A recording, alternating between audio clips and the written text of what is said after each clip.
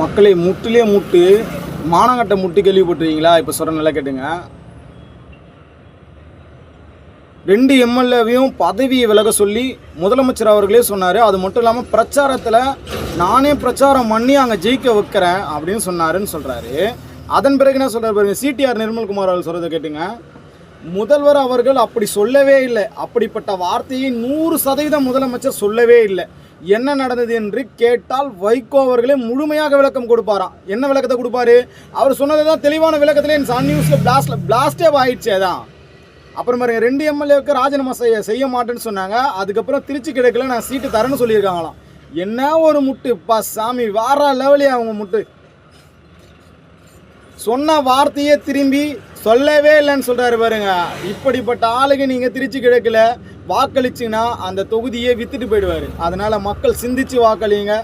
நீங்கள் இந்த இயக்கத்தை தான் தேர்ந்தெடுங்கன்னு சொல்ல வரல.